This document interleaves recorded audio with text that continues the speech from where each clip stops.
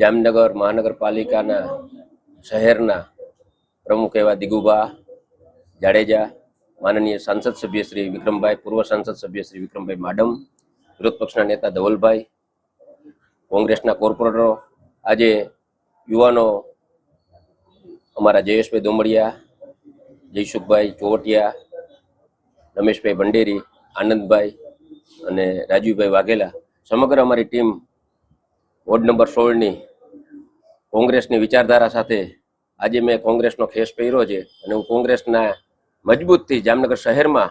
વધુને વધુ કોંગ્રેસની સીટો આવે અને જામનગર મહાનગરપાલિકા કોંગ્રેસ પાર્ટીનું બને એવી હું સમગ્ર શહેરની જનતા વતી અને મારા વોર્ડમાં એવી હું આશા રાખું છું. આજે 100 જણા સાથે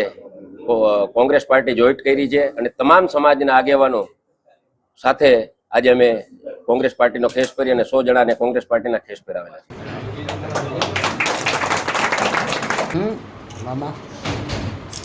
છે. ચુનાવ, લોકલ બોડી ચુનાવ, જામનગર મહાનગરપાલિકાના અને જિલ્લા પંચાયત, તાલુકા પંચાયતની ચૂંટણીઓના પડઘમ વાગી ગયા છે. ત્યારે જામનગર વોર્ડ નંબર 16ના જેને 10 વર્ષ સુધી પ્રતિનિધિત્વ કર્યું છે અને કોંગ્રેસની વિચારધારા સાથે સદા સંકળાયેલા એવા પૂર્વ કોર્પોરેટર ભાઈ અતુલભાઈ ભંડેરી, એની સાથે જયેશભાઈ દોમડિયા, રાજેશભાઈ વાઘેલા અને એની સમગ્ર યુવા ટીમ અને આ વિસ્તારના તમામ જ્ઞાતિ સમીકરણના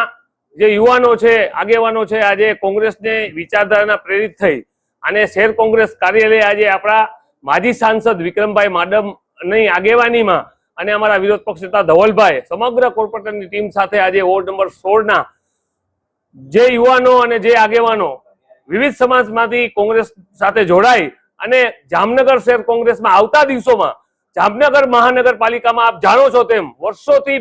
ભાજપનું શાસન છે, ભ્રષ્ટાચાર, બેરોજગારી, મહેંગાઈ, રોડ રસ્તામાં ભ્રષ્ટાચાર,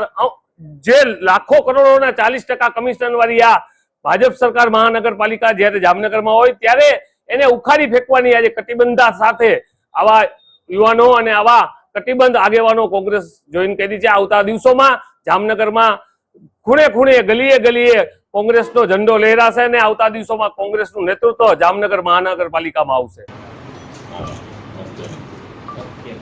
આ બાજુ